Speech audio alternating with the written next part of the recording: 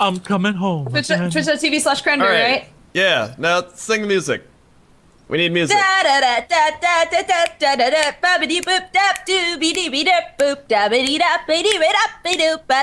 a co-optional podcast. Co-optional. Co-optional. Co-optional podcast. Co-optional. Doom-ba-doom-boom. Joe. Podcast.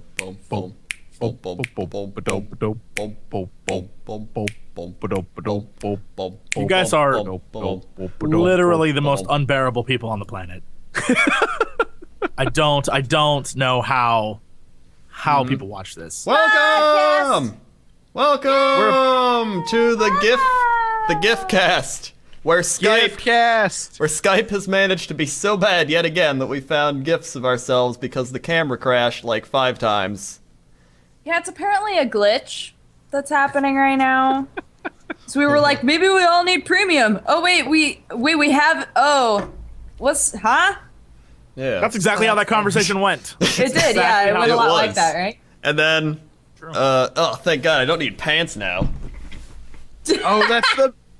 That is so true. I haven't had pants on the entire time, so for the last 68 podcasts, I haven't worn pants. So welcome to my world.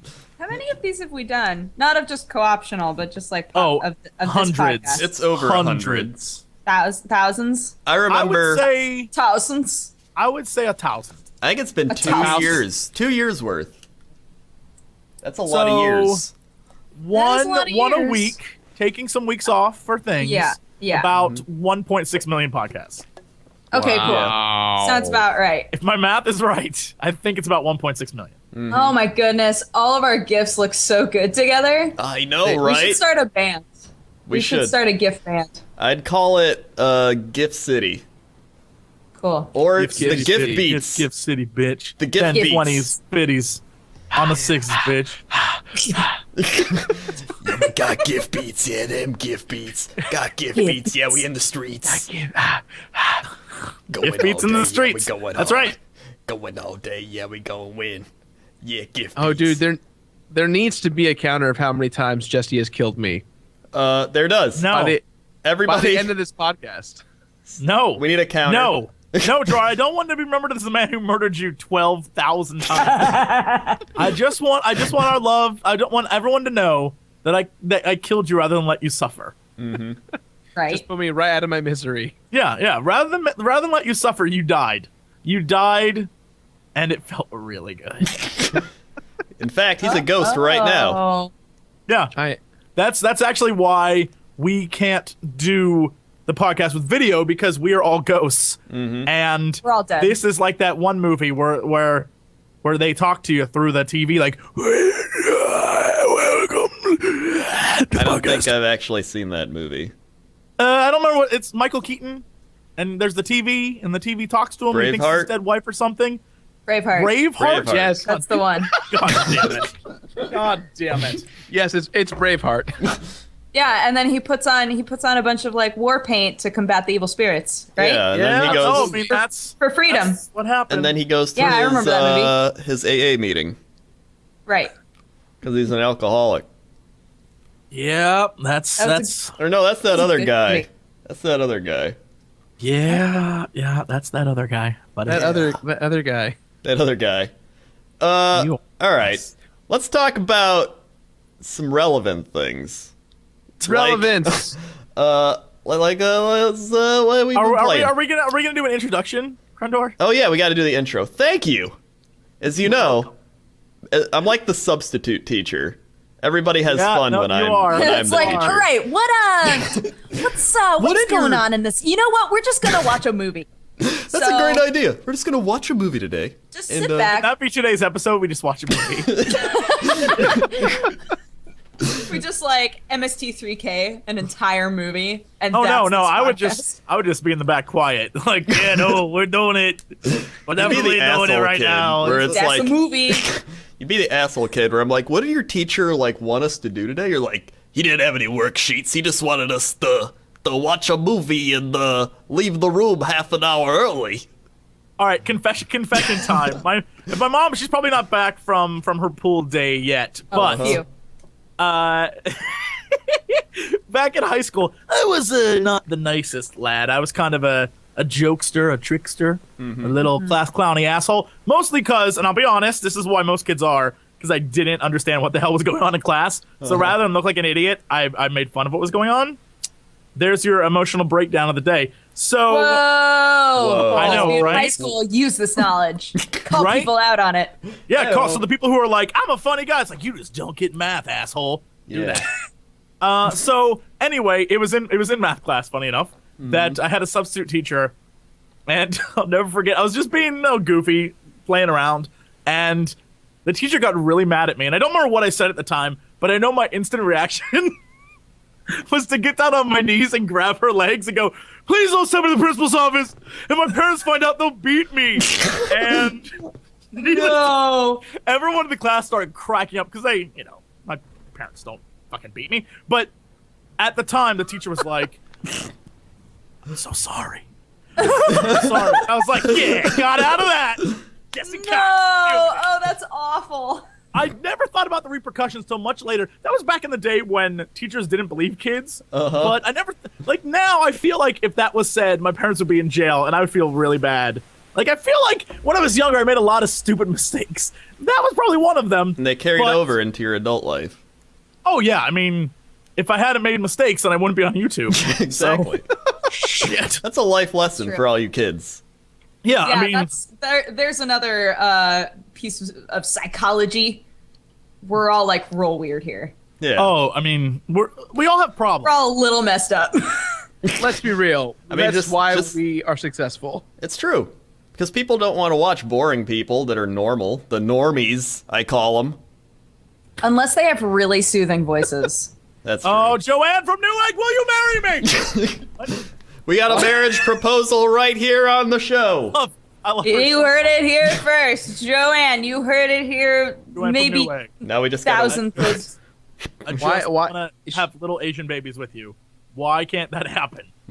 Little, they be Caucasian. Is that right? Because they be Asian and Caucasian. What is there another word? Caucasian is a word already. Yeah, I know. There's Coxasian. Coxasian. We got a new race developed today. Coxasian. All right. Good thing my phone's upstairs, because I know right about now my mom's calling me. She's like, you fucking asshole. That's Jesse's introduction. Gerard, how are you today? I'm doing well, thank you. I'm in my new office, and I'd love to show you guys, but Skype sucks. Yeah, it does. Yeah. For the split second we saw it, it looked cool. Yeah. Thank you. Thank you. Yeah, I just... it didn't look that cool. Hey, well, it's just one corner of my office. It's just a white wall. God, calm it down. You just don't understand math, Jesse. Yeah. You're already dating some guy. No reason to lick Gerard's asshole. It'll be okay. The show's stooping down to a new low. I don't even have to look in the camera to say that. You just gotta snap some necks to say it. Dodger. One neck snap every 3-ish seconds, yes? Jesse doesn't know math, so that doesn't make sense to him.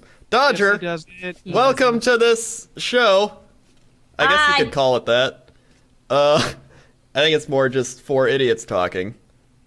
Whoa. Okay, 1 idiot. Thank you. I'll let you figure out who it is. Who is it? It's all based on perception. Everybody's gonna have different answers. That is true. So what have you been doing? You've been drinking coffee? Drinking coffee with cats? I'm drinking tea right now. Yeah. But I do, most of my days are spent drinking coffee and talking to my cats about my feelings on the coffee. That's what I do all day long. While playing phone games. And checking While Twitter. playing, Zookeeper Battle. Mm-hmm. Yeah. Hooray! All right. Hooray. Can you imagine if that was God, I'd be a hoarder by now. It would be straight out of Buried Alive, where I'm just, the reason my camera isn't on is because I'm gonna die in here.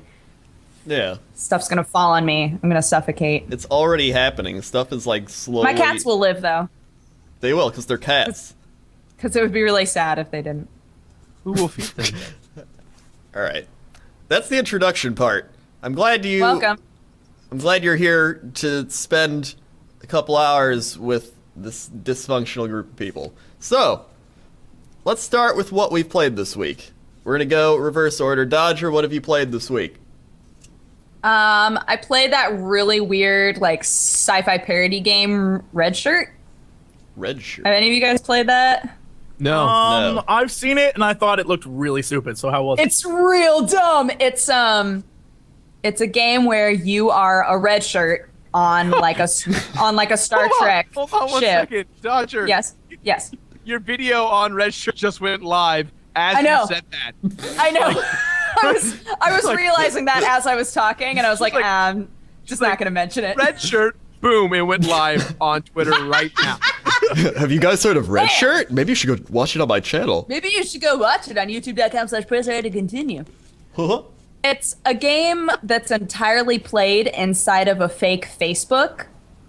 So you're a red shirt on like a Star Trek ship, and you're trying to make friends and lovers and move up in your job. But everything that happens in the game is on Spacebook. So you have a certain number of actions that you can do on Spacebook per day. And then it'll give you a rundown of like, you went to work and here's all the social interactions you have. And that'll be reflected in your Spacebook. It's real dumb. But everyone falls in love with you really easily. So you have to like, when you date somebody, they just never fall out of love with you. So everybody else keeps falling in love with you.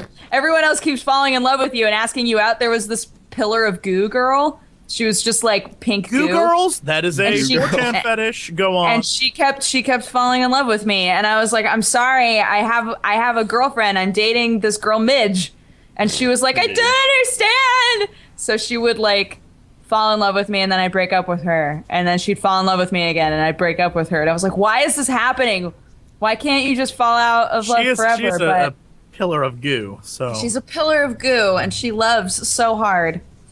So I played that for a while, and I don't think that I have the patience to live it out through the end. Because the way that they try to make it so that you keep playing is you're given a message early on in the game that's like, in 165 days, something's going to happen, but you don't know what it is.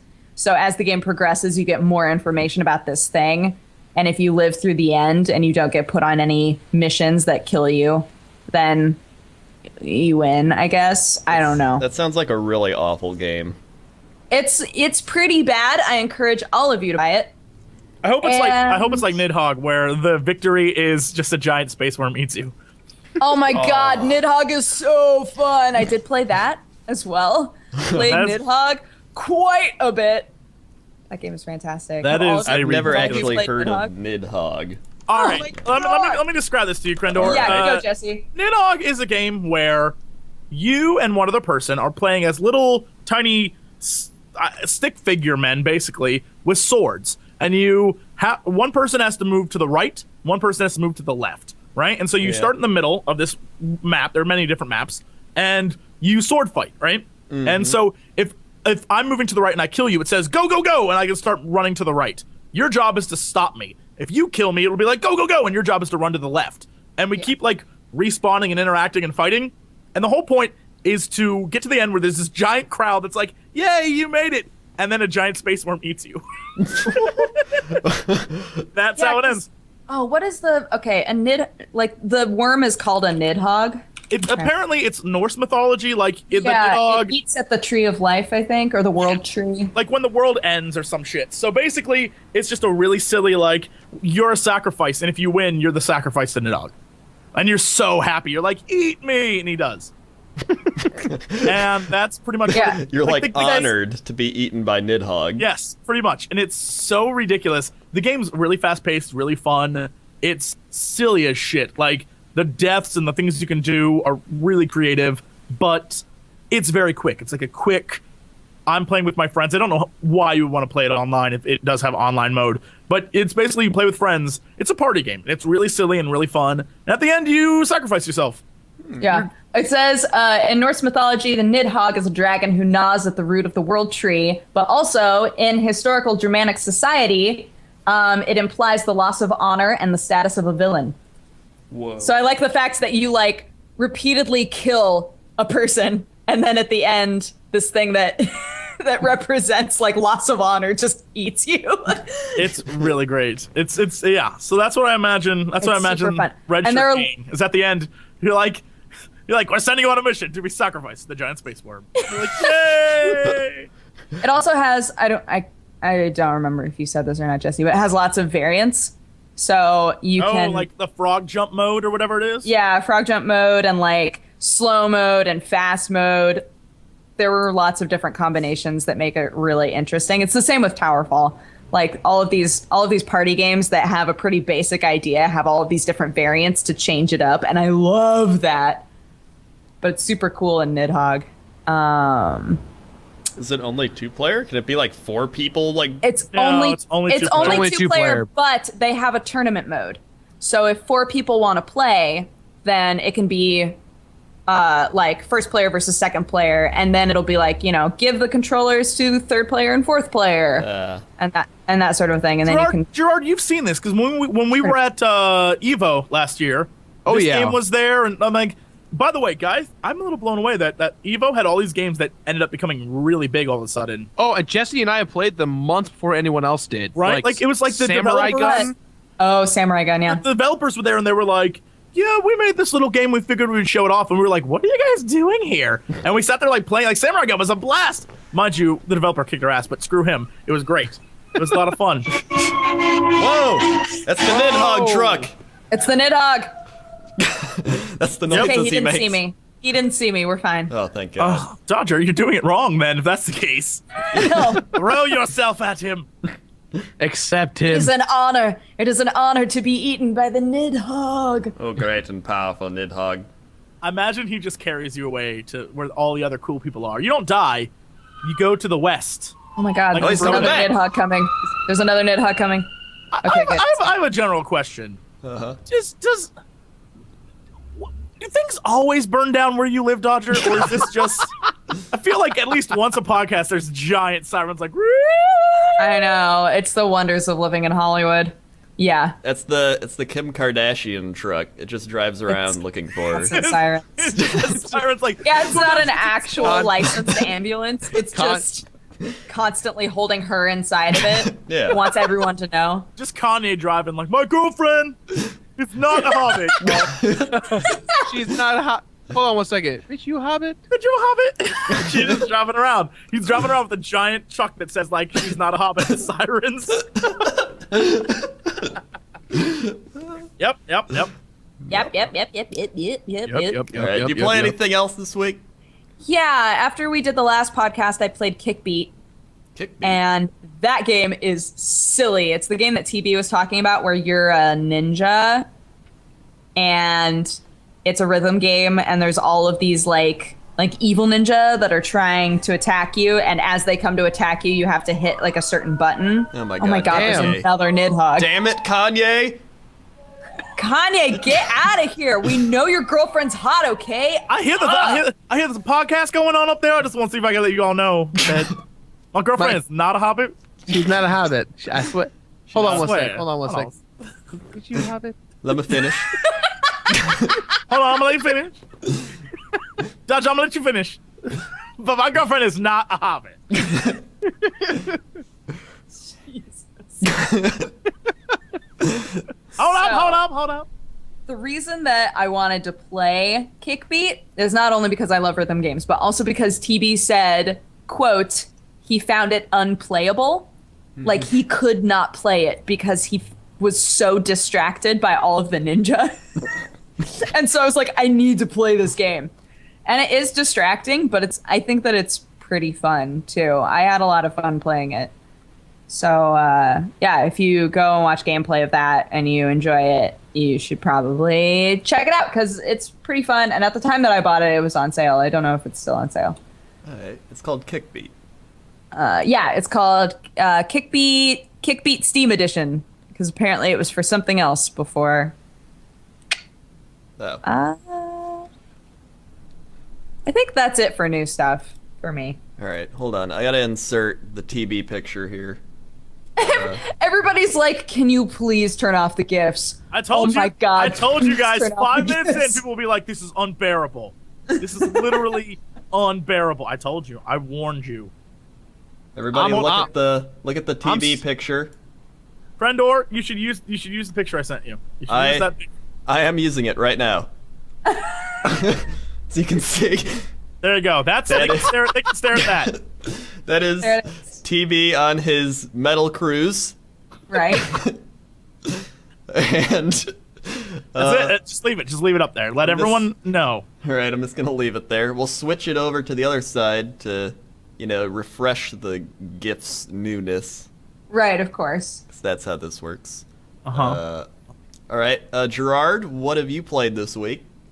I wish I was playing newer stuff, but because of my show, I've been playing a lot of older games. But I recently played Nidhogg for the first time. Like, actually got to sit down and play it because one of my guys who works in my office, he got access to it, or he just had it on his computer. And then I also been playing a lot of Towerfall because the guys over at Ouya sent me an Ouya, so I've been playing that a lot. And then what else have I been playing? Oh, Castlevania Symphony of the Night for the PS1. That game is amazing. And Super Mario Land 2, because that's always a fun classic Game Boy game. But I wish I was playing newer stuff. I don't have time for anything that comes out on Steam or, I mean, there's not really anything new, is there? Did I miss anything? Any brand new games that are must-haves? Not really, no. I still haven't played Banner Saga, but everybody says that game is great. Oh yeah, I've heard about that too. I haven't played it yet. Isn't that I own it. I bought it. I just haven't played it. Is that the Viking MMO? Yes, it's the Viking MMO. Oregon Trail meets Vikings. Oh, okay. Viking. Is it iOS or Steam? Steam. Okay. That's good. Wait. Is it like a legit MMORPG? Or is No. You it's like a story-driven tactical RPG, but it also has elements of Oregon Trail in it, where you travel across the giant map to get to certain locations, and days go by while you do it. So it's just an RPG. It's not an MMO. Yes, it's just an RPG. Okay. I heard somewhere it was an MMO, and I was like, that's weird. There's an online version of it, but it's not an MMO. There's a version where like you can battle people, but that's stupid. Jesse Cox says that's stupid. What are you completing this week, Gerard? This week on the show, I'm doing Castlevania Symphony of the Night. But I recently just finished playing Earthbound for the first time. How did you like the end of that game? Were you as mind effed as I was? Oh, the whole time I just was like, what is going on? like even the final segment where you're fighting the final boss and you have to pray, and I'm just like, what is happening? I honestly thought I stopped and like went outside just to breathe some air because I thought I was like having a stroke. The last 20 minutes of that game is very weird. Like, it's the game. I don't know. I still don't understand when people say it's like one of the best RPGs ever made, because it's very Japanese. Like, it reminds me of what's that anime, like Evangelion? Evangelion. Yeah. Thank you. Where at the end, like the last episode, it's like, well, this went off the rails real quick. It's just like that, where the last 20 minutes of Earthbound is like, what is even happening? And I guess you would have to play the game before it and then the game after it to understand how it all fits together. But legitimately, it is nonsense. Like, it's the boss you fight, and tell me if I'm wrong, Gerard, it's basically like red and black, like a brain aneurysm. Yeah. Like, it's just the screen flashes. I mean, it's the entire screen is the boss. And the screen flashes and like weird shapes and like his evil face appear, but it keeps like, it's like trying to give you a stroke on purpose. And then the shit it says to you is so strange that you're like, what does any of this mean? So what you're saying is it's the David Lynch boss. It really is. Apparently, and this is I actually had to look it up, and this is the legend behind the final boss, because even most people don't understand it. Apparently, the guy who made the game, when he was very, very young, went to go see a movie, and in that movie was a rape scene, and it disturbed him so much that it stuck with him, and then the boss was what he remembered seeing as a child, but it's all Holy but it's all Christ. like really twisted images. So What? yes. Okay. And That's so messed up. What's Right? even weird about that is that in order to survive the boss fight, one of your characters has the ability to pray, and every time you pray, it like does a bunch of damage, but not until it shows you like all the people you've helped out in the game and like where they are in the world, and like how suddenly they need to pray at the same time as you are to like take over the boss. So it's like, what does that even mean if everyone in the world just needs to start praying to help the rape boss go away? I mean, it's a very strange, like it's not a, you know, I mean, it's not like the embodiment of rape, but it's like he designed the boss because it scarred him so badly as a child seeing this that he like the image of what was in his brain, like perceiving what he saw as a child, is what he made as the boss. And it's very strange. And the whole premise of Earthbound is just a strange premise itself.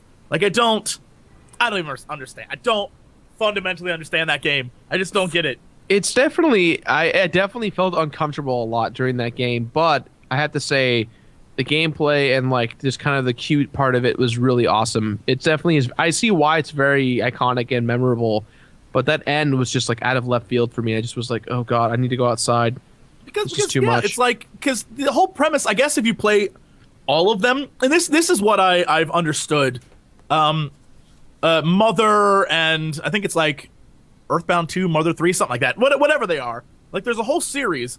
And in America, we got Earthbound. I think that might be it. They might have got one more. I don't remember. But that whole series in Japan is very, very much more adult than in America. They took the American version and made it very kid-friendly and edited stuff out. But in the Japanese version, it's like there's suicide and like real adult things happening. Jeez. And in the American version, they took all of that and then just censored it for Americans, but still left the overall theme. So it makes it even more creepy where you're just like, what the shit is happening? It's a very strange game. If you want to get weirded out, go play that game. It just, all of it is very weird. I would say it's the game that you don't need to do drugs to do, but because the game does the drugs for you. Like you just start playing, you feel like you're on drugs. The game does the drugs for you. The game does the drugs for you. There you go. So you don't have to. There you go. Like the fact that there is an entire, like there's several wikis dedicated to explaining what the final boss is, and that is just mind-blowing. Insane. Like there's several, just to show you what the final boss is, there's several wikis that are just like yeah, it said it was inspired by a traumatic childhood event. He went to a movie theater and he saw a movie titled Kenpai to Bara Bara. Oh, now you know Shibiji. everyone out there is now going to watch that movie, Jesse. And what? Hold on. What? I was like, did he disconnect? What happened? No. Here's the crazy thing. According to Itoi, I guess that's his name, the film featured a murder scene near a river that he mistook for a rape scene that traumatized him so much his parents began to worry for his well-being.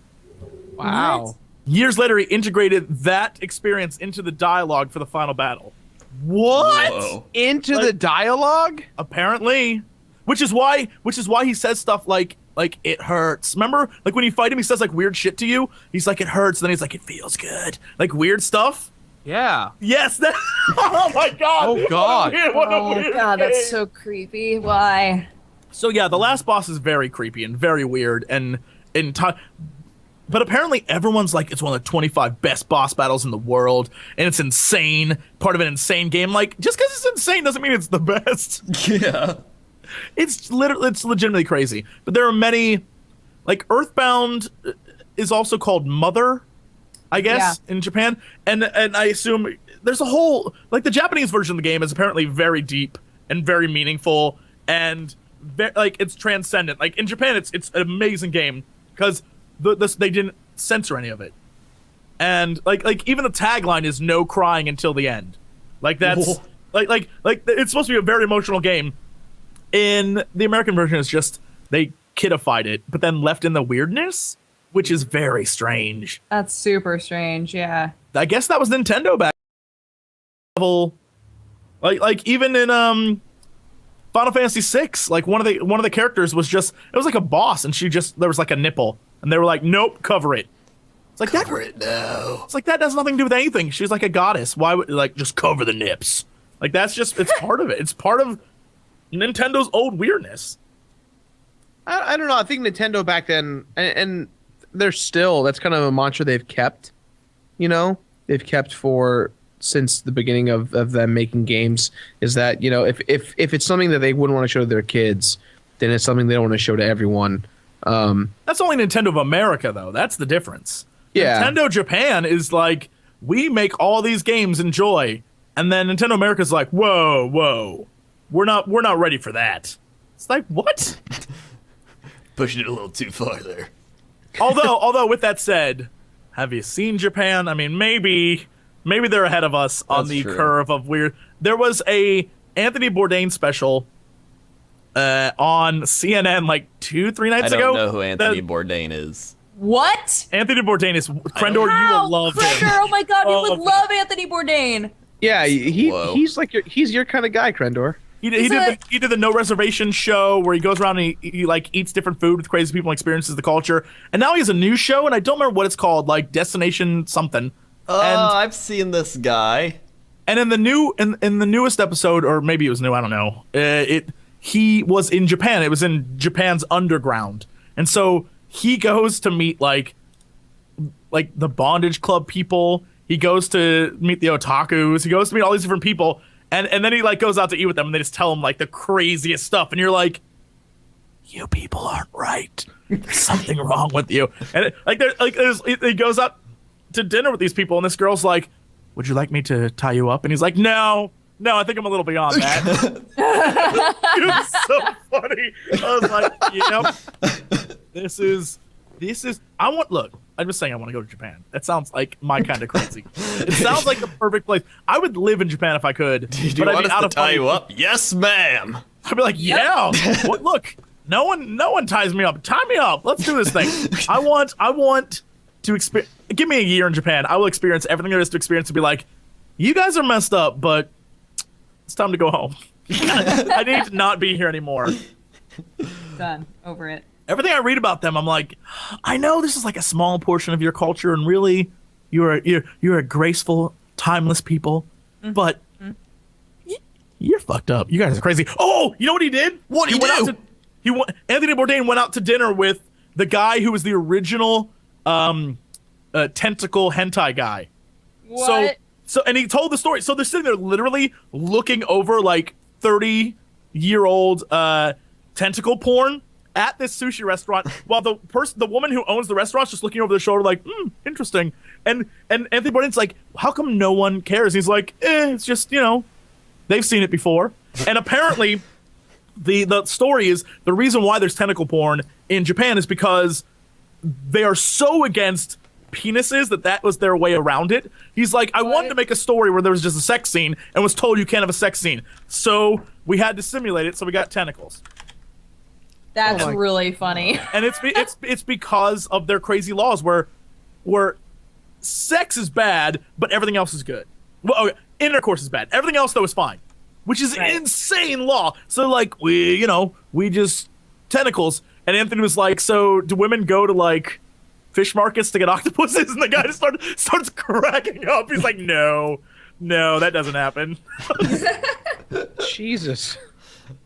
So yeah, that explains Earthbound. There you go. That's Earthbound. Well, Earthbound. I don't know if I'm going to use it for the review, but it's definitely very insightful. We all learned something today. Thank you for all these deets. I know a lot about. Look, I know. Moving on. Everything there is to know about. Moving on. I was trying to Moving. pet your cat and be quiet like usual. Let me finish my statement. I was saying I know a lot about Super Nintendo era games. Is all I'm saying. I know a lot. That's all he's saying. I have all that knowledge stored up here. I was a nerd before you were even thinking about being a nerd.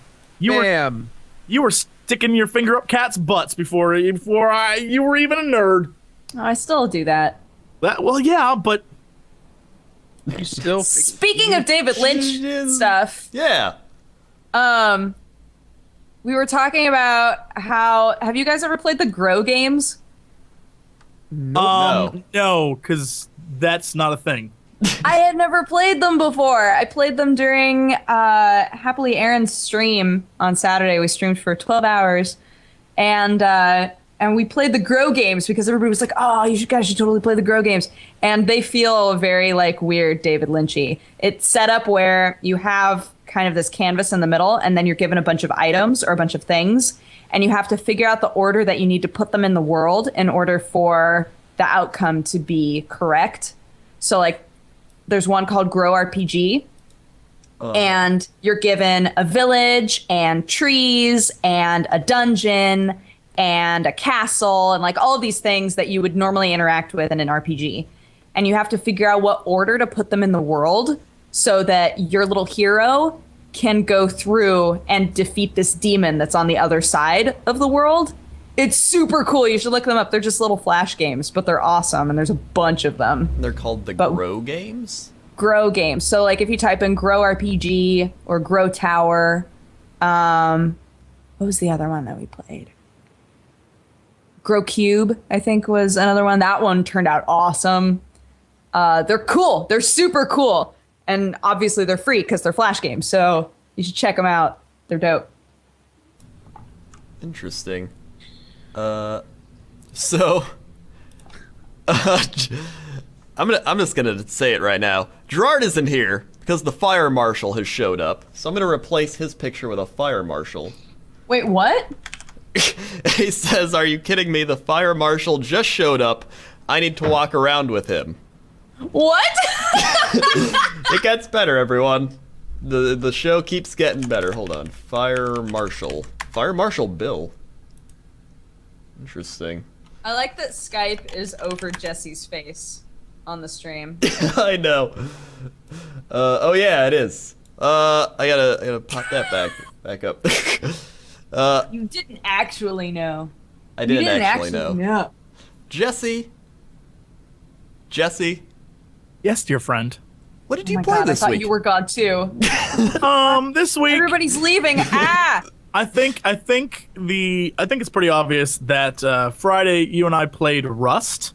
Mm-hmm. We did. That is, I do not understand. Look, guys, I'm just gonna say, I don't understand why people love that game. I mean, I get like your favorite YouTuber is playing it, and you're like, oh, it's funny because he makes the funny noises. But that is a shit game that I do not understand.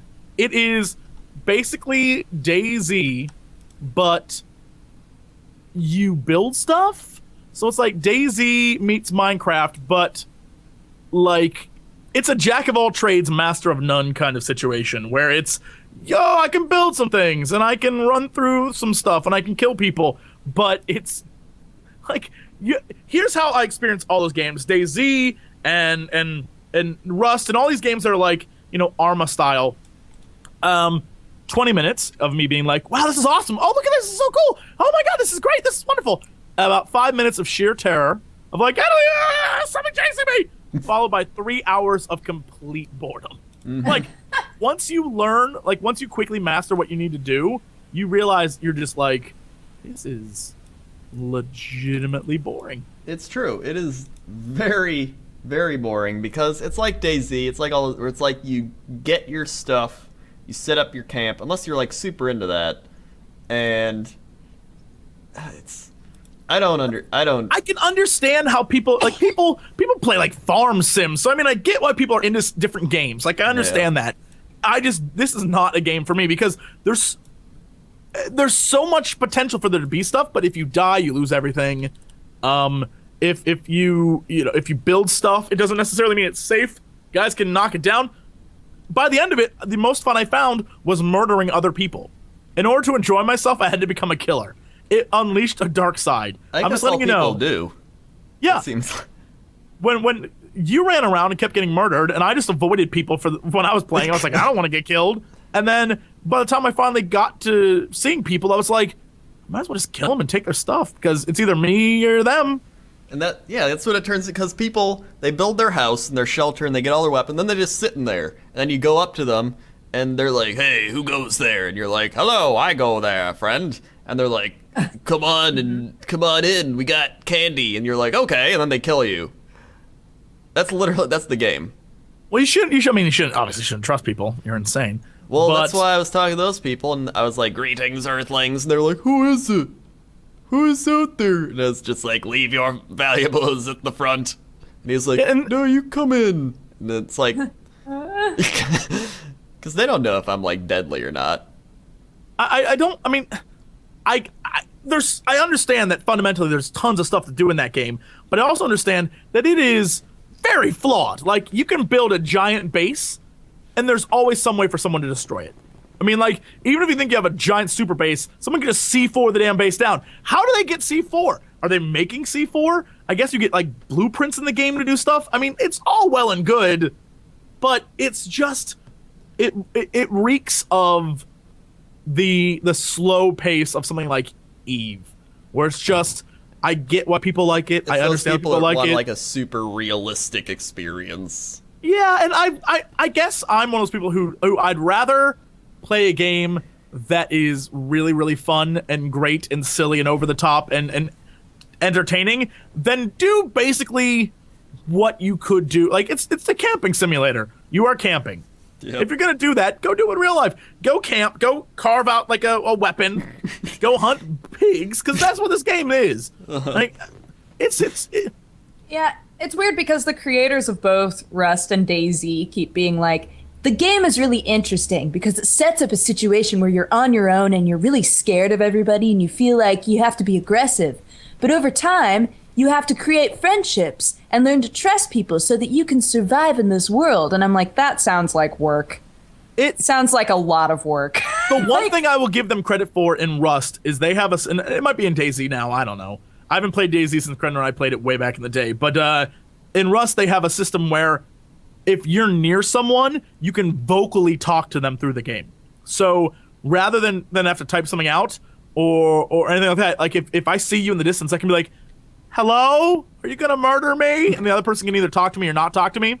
And most of the time when you talk to them, people are like, dude, all I have is a rock. I'm just going to go over here and kill stuff. It's like, all right, thank you. But well, bye. But eventually, no matter what, it gets to the point where if it's nighttime and there are people around, like there's one guy on the server we were on who was legitimately paranoid. Like he'd be like, I heard something in the woods.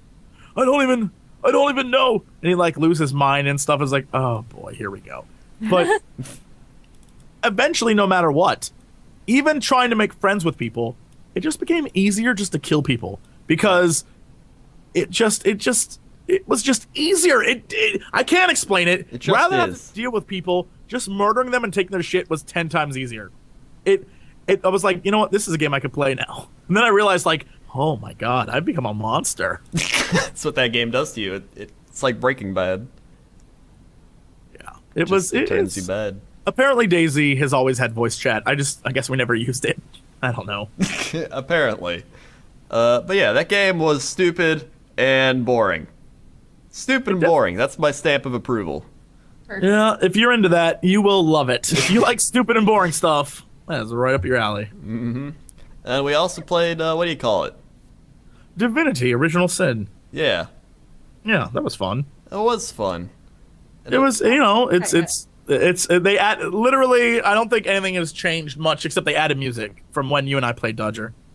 Oh, even with the map and everything? They do have a thing that appears on your map now that shows you where to go for quests.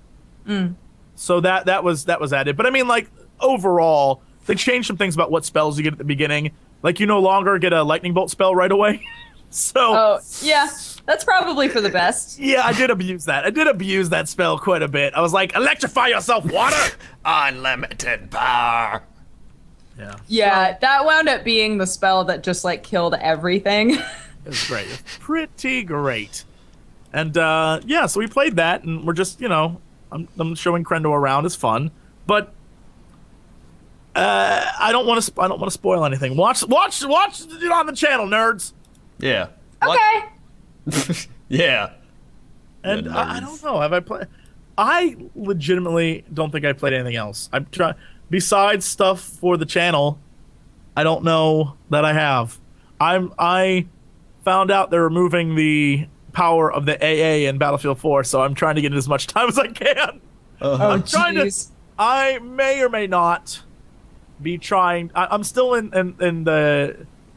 I'm still rank 1 or in the Division 1 for AA, and I'm doing great. However, I have learned I'm very good with the pistol. There are certain maps that are like pistol only maps, dude. Apparently, you can make your pistol like have like 50 things hanging off of it, and it makes it so much fun. So I'm like long range pistol snipe, bitch. And I'm like, yeah. It's very silly. So that's what I'm doing as well. I don't know that I have anything else that I'm doing. Nope. I'm looking at my desktop. Nothing. Didn't you play? That's what I always do too. I always look at my desktop to see like, oh, what do I have? I always forget. I have all these games. Marlowe. Marlowe Briggs is great. Here's what I've learned from playing Marlowe Briggs. Uh-huh. Everyone on the internet who watches my channel or who watches this podcast, or I'm sure you guys have experienced this as well. Everyone says, play new games, play new exciting games, play games that we've never seen before, play games that are unique. Everyone plays X games, so you should play something different.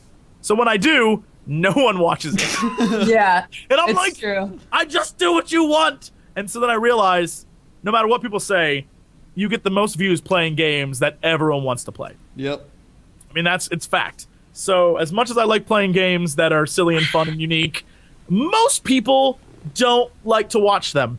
I feel like it might be the opposite on my channel, actually. I get the most views on like super weird games, and when I play like AAA games, people are like, "Sight." Because your audience is super weird. Yeah, I was about to say the exact same thing. Like, it's because the people watching are very weird. And if you enjoy weird content, you can go to youtube.com/WoWCrendor. We got loads of weird content for you. People in chat are like, "Hey, I watch Marlowe Briggs," but yeah, you're also people right now watching the podcast. Thank you. Like, you are very good friends. You're people helping me, and you're like some of the best butterflies out there. But the other 500,000 people, I'd like them to watch too. I mean, thank you, but there's still 500,000 other people I'd like to get, watching my stuff. So, I mean, that's what it comes down to. It comes down to numbers and knowing what people want, and it's just a pain. Marlowe Briggs is a fantastically fun game. It is really silly and really great, and it's just like people are like, nah. So what are you gonna do? Yeah, why are you playing this, Jesse? Just play Minecraft more. Oh, I get that all the time. Like, I get a ton of PMs a day that are like, play Minecraft or go back to playing Skyrim. And I was like, oh, but guys, I want to try something new. Oh, play New's Minecraft? boring. Come on, guys. Aren't there enough people playing Minecraft? And that's what I thought until I always get requests to do scary games in Minecraft. And I think to myself, there are enough people playing scary games in Minecraft. I don't need to play that shit. Like, that is old. That's played out. Yet, every time I look on the internet, I'm like, wow, this kid who just made a channel a year ago who only plays scary games just passed me a subscriber. Right? Like, I don't understand how it's still, like, aren't there enough people? But apparently not. Apparently, Isn't that sad? Because, like, as often as we get asked, how do you make it on YouTube? And we're like, you gotta be unique. No, it's all a lie. It's everything we tell you. You know, the longer we live on this earth, the more we realize it's all a lie. You know why we I'm tell you convinced. lies? Because then we get all the views that you would get. You nerds. Yep, thanks, Crendor. Yep. I mean, it's legitimately, it's like, be creative. Like, I want to tell people, like, be creative and be yourself and do this and do this. And I swear to you, I feel like I'm just lying to your face, because that's not true. Every time I look at the internet now, I'm just like, all I have to do is do like a scary game, followed by an episode of me playing either Terraria or Minecraft, followed by an episode of me playing Happy Wheels, and I have got a hit channel. That's legitimately the hit channel formula. And I'm like, holy shit, I don't even need to play any of these other games. I could be a billionaire. It's a legitimate billionaire. I might have shed a few tears when I don't remember what website it was, published the millionaires of YouTube and was like, well, I have achieved nothing in my life. Like, I watched it, was like, shut up. Hey, bros. Dude, I think he was number one. I don't remember who was number one. Someone's making like 21 million a year, and I wanted to just jump off a bridge. I was it like, has to be PewDiePie. He's number one on God YouTube. Damn. That is Mr. DePie. That is impressive as shit. I can't even hate on that man. Hey guys, I'm back. I love that. That is an impressive. I want to be his like best friend now. Like, teach me your ways. Well, I mean, you did play motocross with him or whatever that was. Did. We are internet besties now. Yeah. Obviously. Gerard, tell us about the fire marshal. So basically, because I'm the new tenant in the building, I've had to get like inspections and things cleared for by the local like town, if you will. And so they just kind of were like, we just showed up to do our inspection. Are you the owner? And I'm like, yes. Like, let's go for a walk. And so like I had to walk around like downstairs, like look at the panels. I had to take them up to the office, had to show them where the internet was. I had to make sure nothing was sealed, made sure it was kind of annoying. And I just was like, so you guys just show up randomly and do this? And they're like, yeah, basically. It's like, oh, well, that's cool. You don't do scheduling or, well, like, what if I wasn't here? They're like, oh, we'd find a way in. It's like, we'd break in. What? Well, have you got? All right. Well, feel a little uncomfortable now. I'm gonna be honest with you. We'd find a way in. So that was basically. That was my few minutes that I was gone, so I apologize for that. You missed nothing. You missed us talking about playing games that suck, and then realizing that people play all the same games that suck, and that we tried to be different, and different sucks. You missed us. And now we don't make $20 million a year. So that's what we talked about. We complained that's what about having jobs where we talk about how we can talk about our job on a podcast. Yeah, I mean, really, we first world problem the whole damn thing. We're like, we have some easy fucking jobs, and then complained about how we weren't having easier jobs. I have to wake up and make videos about video games. It's the worst, Crendor. Oh my god. And then I have to get up every day at 9 a.m. and read stuff. Like, the person who works the hardest out of all of us is Dodger, and all she does is read from a fucking teleprompter. Hi. Hey, guys. That's legitimately, she's the hardest worker out of all of us, and she doesn't do shit. We cannot complain anymore. I'm gonna shut up. She's got to drive somewhere. I do drive somewhere. and read stuff. I read a teleprompter, and then I'm like, you guys want to record anything else? And sometimes they're like, yeah, you're going to be with us all day. And other times they're like, just go home. We don't like you. And then I drive home, and then I talk to my cats, and I talk to the internet, and that's my life. Mm-hmm. I mean, that's what I missed. Yep. That is. Yep, you missed nothing. You missed us going off on a tangent that TV probably would have approved of. Been like, I agree. I work so hard, and every day the internet scolds me. That's why I need to take a metal cruise and put on my life preserver. And if you laugh, I will end you. Yep. Yep. But then you realize, like, you know what? It ain't so bad. It ain't so bad. You could be one of those people working in like the coal mines for a nickel an hour. But I will say once again to everyone who ever emails me, is like, I want to get in the YouTube career. Don't walk away. Walk away from it. Everyone who started as a hobby. Everyone who's like, I'm gonna do it for the sake of money and making a living. Every one of those people has quit. Yep. Literally every single one. Unless they're millionaires, like PewDiePie, where but they're like. But he didn't do it for like all these people who are like making huge money on this. They didn't do it. They did it because it was fun for them, and they enjoyed it. And there wasn't some big scam behind it all. They are all like just normal people who just blew up because personalities of people liked them. Don't you think they've hit a point where like they've been doing so many of those like videos that it telling you, gets man, boring for them, but they still do. Eventually, like all things, they will peter out. Like if you look at who was popular 5 years ago with YouTube, those people are no longer popular. Like even people like, I'm trying to think of some names, but I can't really because I don't watch that much YouTube. If anyone ever said to me like, "Who's your favorite YouTuber?" I'd be like, Jesse Cox. Well, like I hear those rap battle equals guys. 3, I don't think gets as many views as it used to. Yeah, like that even disappeared. Beardo, you know, they eat food. Epic Meal Time. Yeah. Even yeah, Meal Time doesn't yeah. get as many views. It's just Beardo, right? there's, Yes. there's an ebb and flow, and eventually, like even though PewDiePie's rocketing, like I mean, I don't even know how he gets like 1 million subscribers in like 6 days. It's mind blowing, but it's that kind like.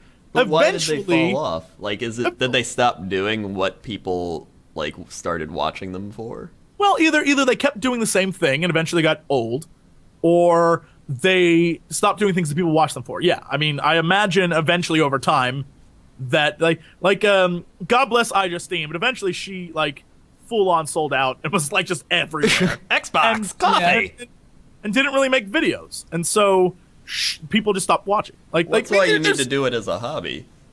But then there's people like who is it, Michelle Phan, who she like has a makeup thing now. Like she sells like legit She has makeup. a full-on like line of makeup. Yeah. Yeah, like she's beyond YouTube. Like there are people who grow out of it, and that's why they disappear from YouTube. But there are I don't know. It's crazy. It's a whole little thing that does not make sense to me. I don't think I'll ever understand it. But I do appreciate the people who blow up. Like everyone's like, I hate them so much. Like no way. Those people. They figured it out. I want them man. to teach me a class. There's a really great guy. What is his name? Game Theory, I believe is the channel. Pat, he's a good friend of mine. Game Theory, not 6 months ago, had maybe 200,000 views. I don't even know what it was. Something really low. They're at 1.4 million, and it's not because he found like some magical video style. He kept making the same videos, but he continued to produce content, and he found a way to get it to people, and then to include people into the like he found a way to make the system work for him, and he did great. I don't know how.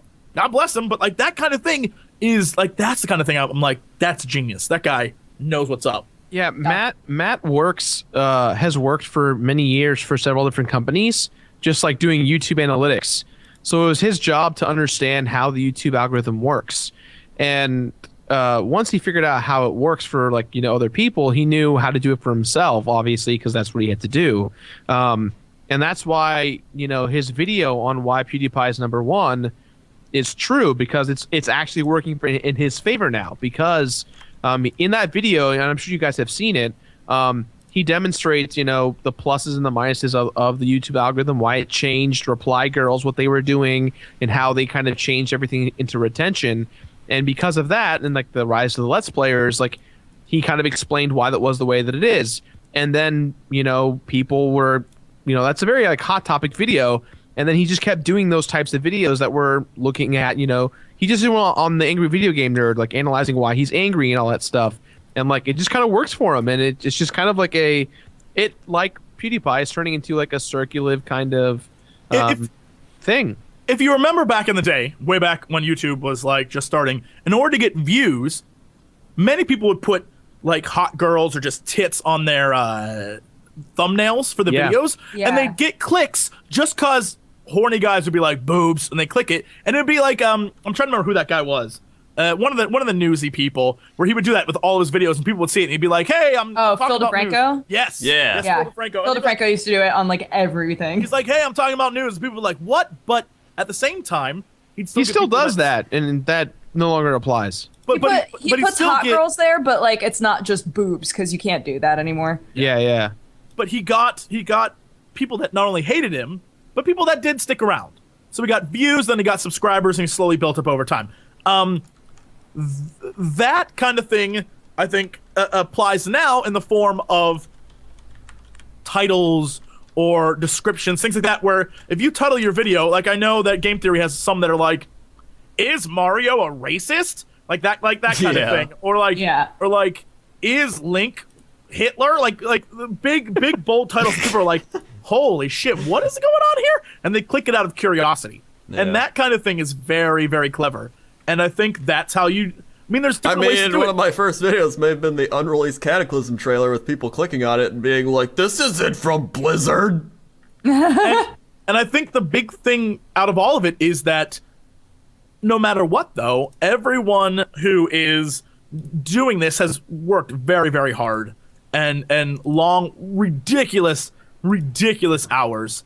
And Except me. And again, oh, shut up. You sit around editing. It's the idea that It's true.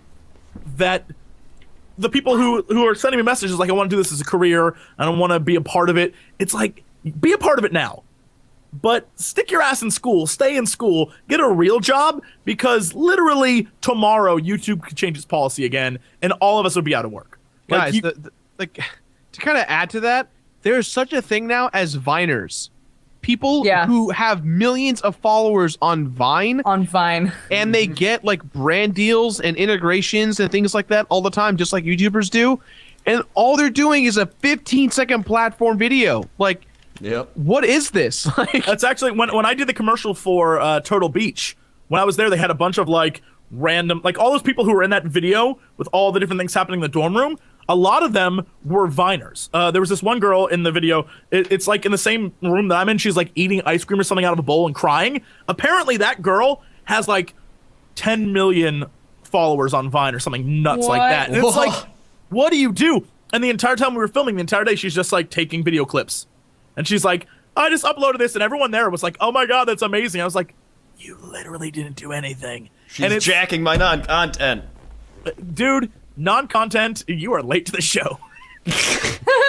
Come on, Crendor, get with it. I could be having billions of brand deals.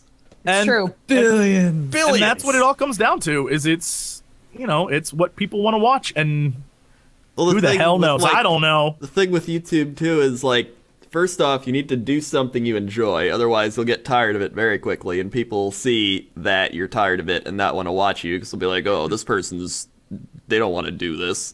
And then, on top of that, you have to edit, which is like the most boring part. You have to have a computer that's powerful enough to actually edit and not overheat and die, and internet that can upload stuff consistently without being like, I'm gonna upload it 0.2 megabytes per hour. And then, you gotta do that on a consistent basis so that you actually maintain an audience and keep them happy so they're not like, wow, you uploaded this shit today, and where's the other stuff?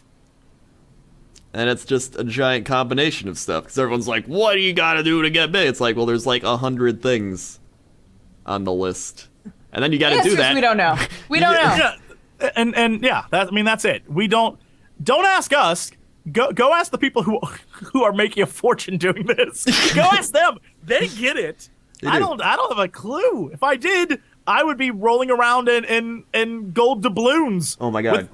We need smoking crack off hookers' buttholes. I mean, I'd be living the dream. Yep. You heard it here first. Keep going, Jesse. Keep going. I want to hear what else you would do if you had YouTube's millions. Keep going. I actually, what I would say is you should watch my new series coming out soon. Jesse Sells Out. The end slate is what I would do if I had millions of dollars. It's literally amazing. It is the best thing that has ever been created. So, also, it's the song Sellout. I'd play that. That'd be my ringtone. Whenever people would call me, Sellout by Real Big Fish would play, and they'd be like, you got Cox! And they'd be like, you got Cox. I'd be like, they'd be like, hey, JC, what are you doing? I'm like, not much. I'm just sitting here making a fortune. That's how I talk when I'm filthy rich. When I'm filthy rich, I'm like, hello there. I actually, that's, when people call, I'm like, hello, Chicago. They'd be like, is this JC? I'm like, yeah, you got the big JC. What's going on? The big JC. The big JC. And they'd be like, we got a deal for you. $12 million if you come to our club opening. I was like, bring the strippers and booze. And make a vine of it. Yep, we'll make a vine. Make a vine of it. Make a vine of it. Yep. That's how it be. No, yeah, guys, we don't know. Do it for fun. Be fun. Celebrate YouTube. Enjoy it. Don't do it as a job. Yeah. Because everyone who did it as a job lucked into it. It's How did true. this happen? We were talking about games we played.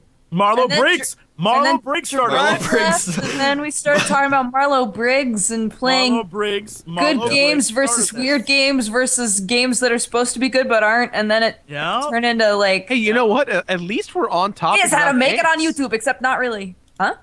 At least we're like talking about games. We are. True. And Like, we have to have our like annual should you do YouTube or stay in school debate.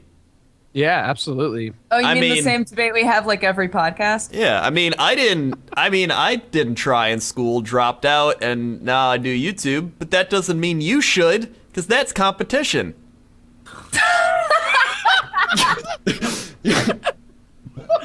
So, with that, Stay in school, kids. Crendor says, "Don't be my competition. Stay in school." Stay in school. yeah, Crendor's right, because eventually we'll all be replaced by younger, more attractive versions of ourselves. I know, I don't right? need that. I don't need that shit. none of us need that. None of us need that. Guys, I still want to be doing this in 20 years. I want to be old, decrepit, like, hello there. Well, I don't know why 20 years. Are you gonna sound like that at 50 something? Like, come on. Actually, That's what here's the thing. happens when you snort crack off hookers. True. I hope I'll be in a robe the entire time. A robe that just sort of hangs open. You get little balls down the bottom, like, "Hello, internet. It's me, Angry Grandpa, here to tell you about." That'll be my channel, Angry Grandpa. Angry Grandpa. I think that's Angry already Grandpa. a thing. Yeah, but he'd be dead. I'd be the new Angry Grandpa. Oh, that's true. It'd be a thing. You could be the angrier grandpa. What's going on, internet? How you doing? You know what really grinds my gears? All right. Well, with That's that it. We're good. said, I think it's time for a break. 'Cause, I mean, all I did was play League of Legends and whatever. So, Wait, you were playing League during the podcast? no, I mean that's all I played this week. That's what. Oh. That's why there's no Yes. there's no video. Crendor's playing. They shut down my internet because I played so much, and they were like, "You need to stop." So that was my week, really. Perfect. So let's take a mini break. We'll take 5 minutes. We'll get refreshed and ready to not be on topic again. Great. Hey! So Yay! we'll See return. ya. We'll be back.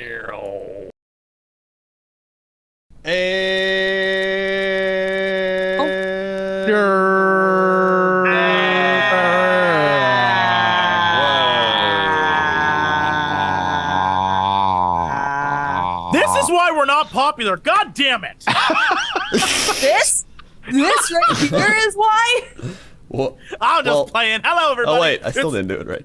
There we go. You didn't even start it. God damn. Oh, No. you can see our Skypes. No, well, yeah, but Oh, there we go. yeah, What? and then the thing. Okay, Hello, we're good. everybody. Welcome back. Welcome to the back. Show. We have some news for you, so please don't go. Stick around, cause news is coming to your ear holes. News. News. That's the news Beautiful. song. Welcome to news. Welcome to news. So, Yes. which news story do you think is the most fun? I think we should. Obviously, we need to talk about the Chinese getting a console. Mm-hmm. Because that is the best thing in the world. It is. So China console. China console. In China, they're developing a brand new video game console. Some people said that it was a clone of the Xbox, but a lot of other people are saying no, it's a legit Wait, are new you console. are you saying China is making knockoffs? I know, already right? Known products? What? That's insane. Nonsense. So according to this article, Chinese government is taking steps towards allowing the sale of video game consoles, which were previously banned. It's not exactly clear how they will be regulated and sold, but they're saying that there's a company based in Guangdong, and it plans to release its first home console later this year. So what do you think? What do you think about this? Let's start with Jesse Cox, because he's very excited. I, for one, welcome our new Chinese overlords and hope that their console is as great as the rest of their country, because I don't want to be on their bad side when they cash in all the debt that we owe them. Long live the chairman. Mm-hmm. Yep. All right. What do you? I think that it's weird, like, as an actual answer. I think that it's weird that they're like, yeah, we're taking steps to, decide how much of these Western-y things we want inside of our country. But we're also just going to make our own because that way we can just say we don't want them here. Well, the bigger question I have is who is going to, like, what games are going to this console? Like, is it going to have support from Western companies, or is it just going to be all Chinese-based companies? It totally will. China is like, what is it, 1.6, 1.9 billion people? It's a lot of people. Sure, many of them don't have the ability to actually own a TV or power to power a TV, but still, the potential market is huge. And China is a growing country. China is a country that is industrializing very, very quickly, mostly because the government is pushing it. Yeah. And I think that a lot of people, that's why a lot of our companies are going over there, is because it's cheaper and their own government is sort of like messing with their currency. I mean, there's so much going on in China right now that it's basically, if you're not over there trying to make money and you're a giant business, you're a sucker. Like, because that's where all the money's being made. So I feel like if I was a game company, I'd be like, how do we sell to the Chinese? What games do we need to make in order to get them to buy it? Yeah, they're going to have really strict regulations on the games. But if you know the regulations ahead of time, then you can make games catering specifically to them, or be able to edit your game before you send it over there without them being like, hey, what is this? Yeah. Do you think that it'll only be in China? Oh, no, I assume eventually their console will go elsewhere. I guess it's like the TCL Corporation console or whatever it's called. I feel like eventually because I mean, think of it this way. TCL, according to the article, did a cross-promotion with Iron Man 3, and its TVs were in the movie. So any of the TVs you saw, those were in the movie. So even though China's very like, oh, Westerners are bad, they're willing to make money off of us. They have no they'll problem totally with that. make money off of us, yeah. Do you think that, considering that they've been so outside of the gaming world for so long because they're so, like, anti-games for the most part, do you think that their console will actually be good? Are they anti-game? Because I feel like they believe that games are harmful to the youth, like in an extreme way, far beyond like the things that our politicians say. So then, is it Taiwan? Who is making all the Asian MMOs? Is it Korea? South Korea? Korea makes MMOs. Yeah, Korea makes a lot. Yeah, I feel like in Asia there's a very prominent MMO like that. I mean, it's not Japan making the crazy MMOs. It's Korea, and I would assume Taiwan, which, as far as I'm still aware, is part of China, even though they don't want to be. So I feel like there's a lot going on there. I assume this is sort of their way of saying, like, we want to get our foot in the door, and we want to see what we're capable of. And I feel like, this is just me, I feel like if there's a Chinese company saying we're making video games, suddenly, magically, video games will be okay. I assume it was because these Western consoles are coming. They're like, oh, they're evil. But now they're like, oh no, it's good. It's great. It's fine because we make it now. Unlike here, where they make our stuff and we're fine with it. Yeah. I mean, I for one kind of appreciate just the idea of new like when the Ouya was announced, despite how well or how horrible it was received, or not well. Yeah, exactly. I appreciate the fact that there's a console now out there that's not just the big three. And that's why I think it was really cool. I think it's cool. I just don't know whether or not it's going to necessarily work. That's a different conversation. Why don't you think it's going to work? Well, again, I think my big thing is that if they can really get good third-party support. I mean, I really don't know. Like, I think we just talked about how, like, what Chinese developers do we know of for games? Like, I mean, like, do we know? There's not really a Square Enix version, for China or anything else. There's not like a Nintendo kind of company that's coming out of China, so they'd have to like make brand new gaming companies that are familiar with creating franchises or characters that people want to play as. So it would, like, I think as a whole, it might be good for the economy of the country, but they would really need to like pull out, like, there are a lot of factors, I guess, in that. We'd have to like really pull out some crazy cool companies out of it. And I think it was a lot of work, I guess. Yeah. I just don't think it's gonna take a while to get rolling. I love how I'm reading the Kotaku article. I love how on the bottom there's a guy posted a South Park image and it just says the Chinese took our cancels, and it just like it has the image from South Park of they took their jibs.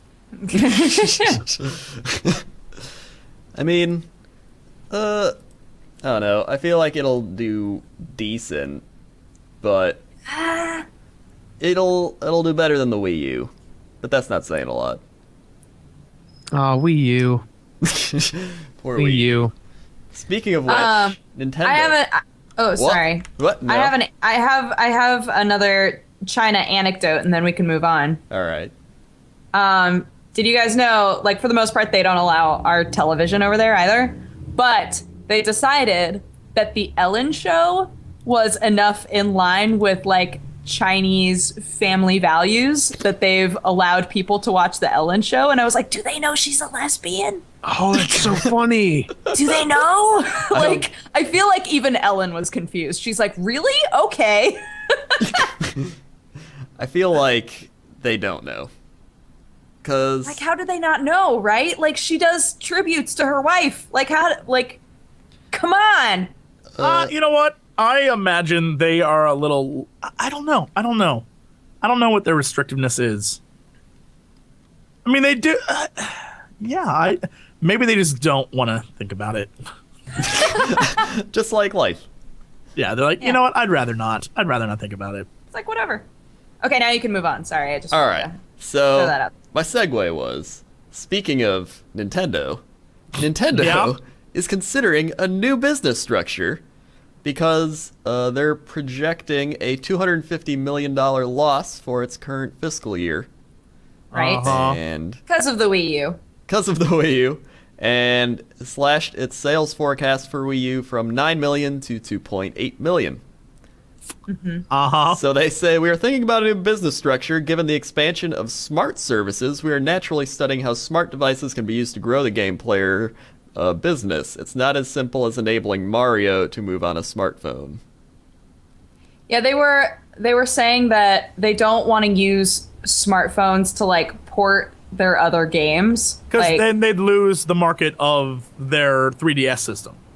Yeah, and they also, like, Satoru Iwata feels very strongly that games don't belong on smartphones, which I think is funny. He's like, no, games should not be on phones. But they want to use smartphones to, like, advertise for their games, so they want to put, like, mini games on phones, which I think is funny. Don't do that. That is the Final Fantasy strategy of, like, let's put a game where you just move your hand and Final Fantasy characters die. Yeah. Well, That's actually, horrible. That's horrible. I actually want to follow up with this because this is the perfect time. IGN just posted an article to counteract the article we're talking about right now. Oh, no. Literally, yeah, they just posted a few moments ago.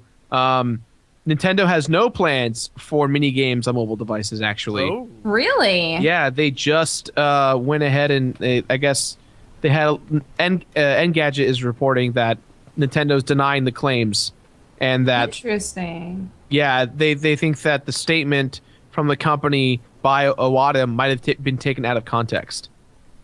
But apparently it's not. They have no plans for mobile games right now. Interesting. And not even mini games for that matter. Like I said, they take a massive hit to their because mobile games are where they make most of their money. And if they were to say like, oh, we're going to take games and make it for an entire other thing, then the console that you'd have to buy to play our games, that would be insane. of Yeah, them it to doesn't do. make any sense because they dominate the handheld market. Yeah, So that'd it's like, be really why? crazy. Why put stuff on phones? But with that said, I mean, here's what's going to happen. I feel like they thought they could sell a lot more off of Mario than was possible. Yeah. Mario's great. Mario is also it's an older franchise that appeals less and less to adults and more to children. But even then, many children are like meh, because there are other things that can hold their attention, right? And so they pumped out a bunch of Mario games for the Wii U, and sure you get to play as a cat, but I don't give a shit. And that game is actually really good. But here's the thing: Yeah, it's super fun. where's the But people lore? didn't buy it. Like, where's not the lore, the lure L-U-R-E. You know what The I'm saying? lure. The fishing. The lure. Like, there's nothing to get people to buy it. I don't remember promotions for that game. The only reason why I know it existed is because you guys were playing it. Like, I had no idea it was I'm even the out. same way. I'm totally the same way. And I feel like they don't do any promotion anymore. They go off of their own, like, well, people should know what Nintendo's doing. Yeah. Like, no one knows. And it's very sad. But with that said, I'm convinced that the minute Zelda or Smash Brothers or any of those games comes out, Metroid, Star Fox, if we get any of that, suddenly sales will explode again. And it's because people are waiting for a game to play on that console. Because right now, there is literally Monster Hunter. nothing worth you. Like I said, nothing on that console. I think the biggest problem that Nintendo had with the console, and this is just because to me, I actually believe in the Wii U. I like the controller. I think that Nintendo finally got it together with the online interaction. I thought that it had a lot of potential. The biggest downfall of Nintendo is the fact that they called it the Wii U, because people think that it's just a controller peripheral. They have no idea that it's a brand new console that plays different games from the Wii. Like, that is the biggest fail they had. If they could have called it the stupid Revolution, and that would have sold probably way more consoles than the Wii U, because a lot of people who bought the Wii bought it for like two reasons. One, it's like a new Nintendo console, obviously, but two, like, it had a lot of games that were for everyone. And when you have it that's too similar, Wii to Wii U, it's like people don't know any better, you know? And they tried to get like that really stupid kind of creative where it's like, Wii U, get it? Like, no, I don't. That's stupid. That's real dumb. Like, Wii 2 would have worked just as much, and it sounds the exact damn same. And people would have understand it's the second one. That's why PlayStation 4 makes sense. Xbox One is stupid as shit. I don't understand why they named it. Yeah, Xbox One's a stupid name as well. And I feel like they're getting real creative. Wii 2 would have been just fine. Because then it's like, not only could they do Wii, right? But then it's like Wii 2, like TOO. There's your stupid gimmick, you assholes. You could have done that. It's not that difficult. And I don't understand why they don't. Like even the Wii, the two eyes could have been like Roman numerals. Then they could like W2's coming in your face. It's like all these things could have happened. And Nintendo's like, we'll make it Wii U and it'll be. I thought it was an online university. I've said this a million times. I was convinced it was an online university for people who like wanted to learn more about Wii games. Yeah, I was convinced of that. It makes me wonder who their liaison is in terms of culture and language. Like, who is there saying this is totally going to sell in America versus this is totally not going to sell in America, or like any English-speaking country? Because it's like the way that they name their stuff is so confusing for the most part, and I feel like somebody's just too scared to be like, that's a dumb name. Hey, that's real dumb. That's not. Hey, no, you're just gonna go. Okay, cool. No, go for it. Yeah, it's gonna work. It's gonna work great. I feel like they're marketing to a more casual audience too. So saying something like the Wii 2, people will be like, oh, that's like the Wii, but the second one. Well, if they see like the Wii U, they're like, what is that? I don't know. And let's be honest, most people buying the Wii U, besides nerds like us, are parents for their kids. Yeah, and that's what I mean.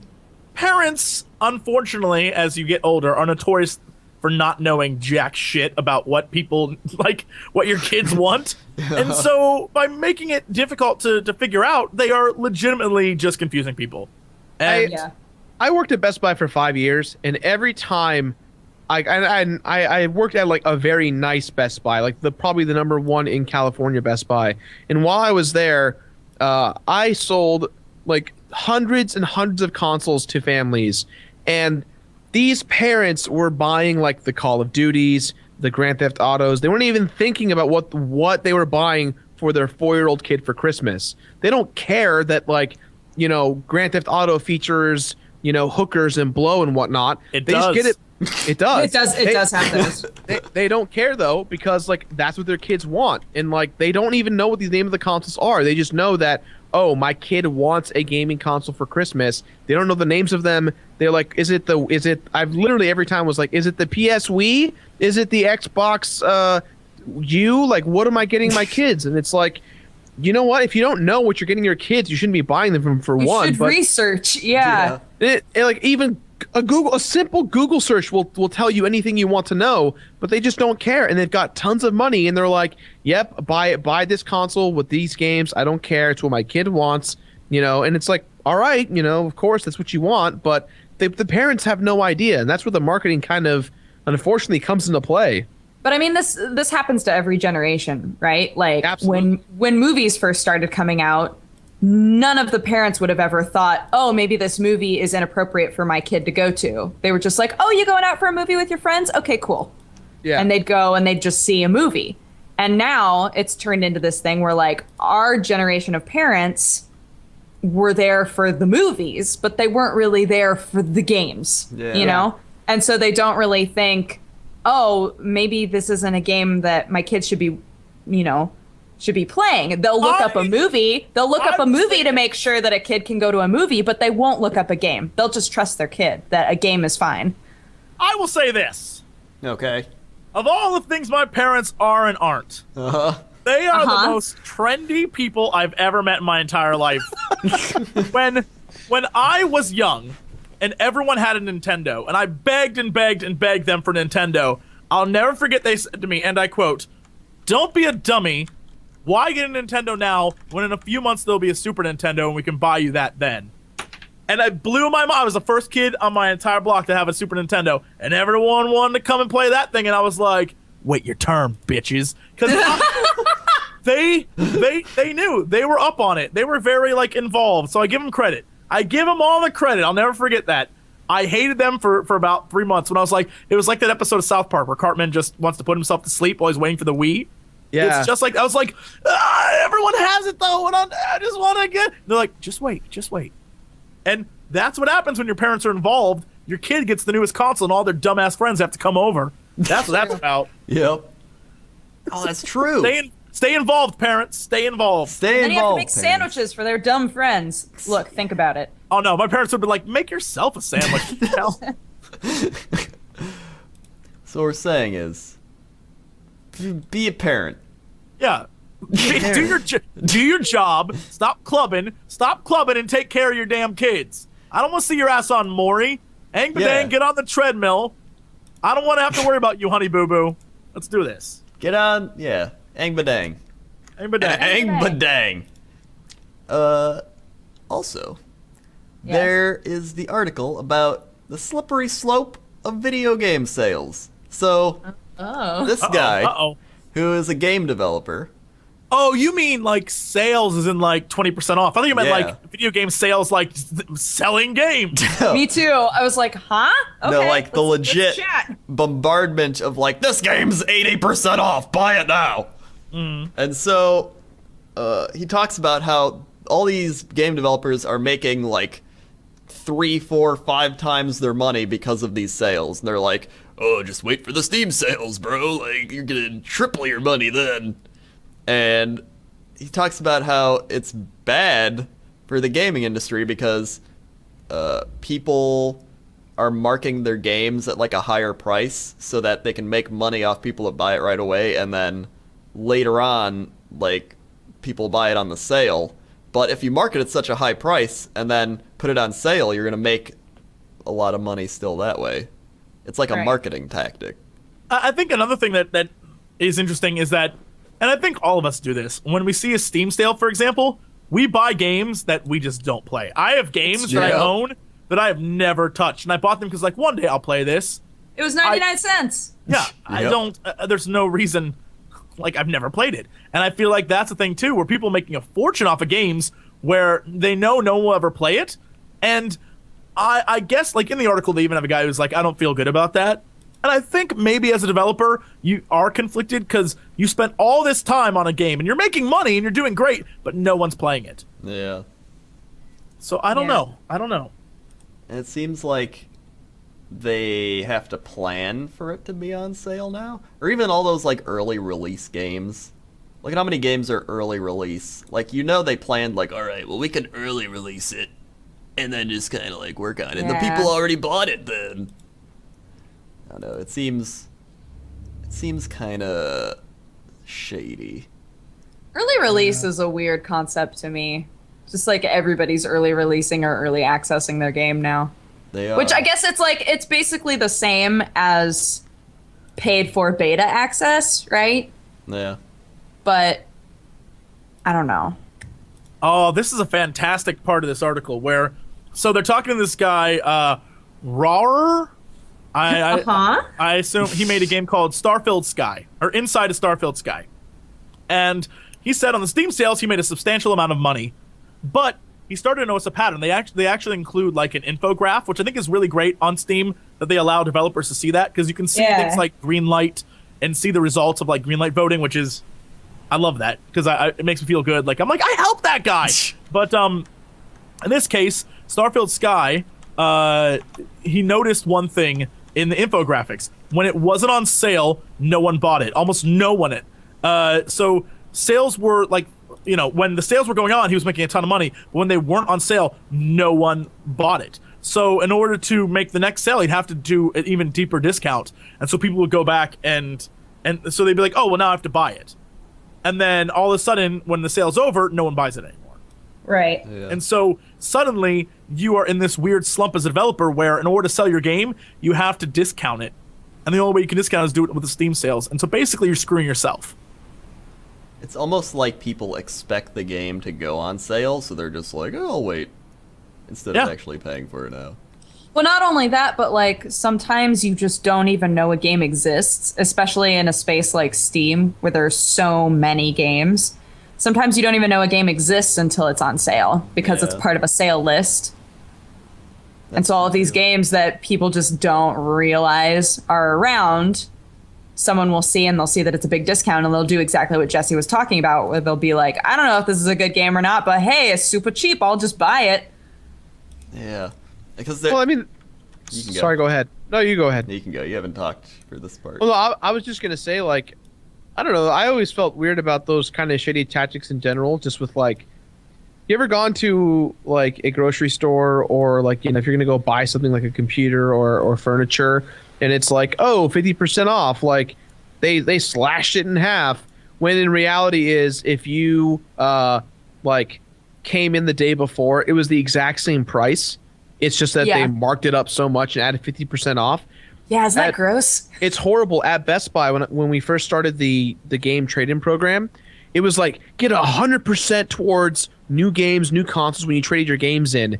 And the reality was you actually did get 100%, but it actually wasn't really that much because they made the trade-in value like 50% before from the day of. So like if you traded in a game that was $20 and the value was $10, then they gave you like $10 back to you. So like it's 100% sure, but like the day before that, it was the same exact thing.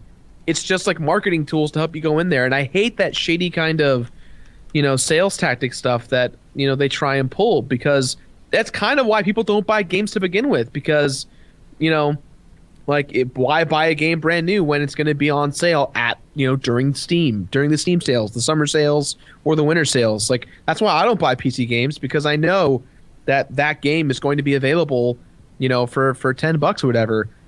Right. Yeah. I think it's really interesting that in the article, the same guy talks about how they can see, you as a developer can see how long people have played your game on Steam. So they have that analytic as well. I remember, Dodger, when you and I went to Belgium and we were talking to the Larian guys, they were like, yeah, no, we saw who beat our game and who quit when.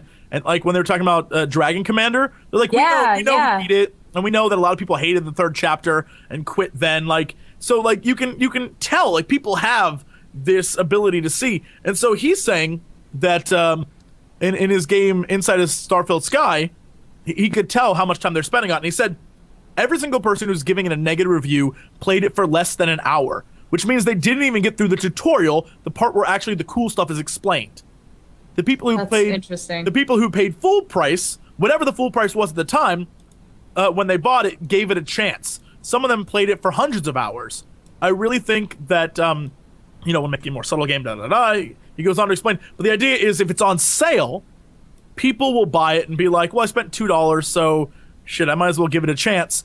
And if they give it a chance and then they don't like it, they turn off immediately, right? But back in the day, he says, when you got a game and it was like $20+, even if it wasn't Chrono Trigger, it was some game, like, you played it. And even though you would rather play Chrono Trigger, you still played it because you just spent a ton of money on it. And by God, so true. even if it's a crappy game, you're going to beat this crappy game because you just spent a ton of money on it. Now when there's sales that are insane, you spend money and you're like, I'll give it a try. And if you don't like it, you don't continue. That's literally why my channel and show is called The Completionist, because I got tired of spending fucking $60 on a brand new game and like me hating it after, you know, everyone gave it 10 out of 10 when really it wasn't. Yeah. Like you really, when you spend your money, like the best way to like understand how your money's spent is to actually play the game. Like, yeah, I was a dumb kid for buying like, you know, the Wayne's World Super Nintendo game when I was, you know, like 7 or 8. That game was awesome. But damn it, I bought that game with my own money, and so to make it worth it, I had to play it to like, you know, I had to complete it because I wanted to like really find the value of my money in the games that I own.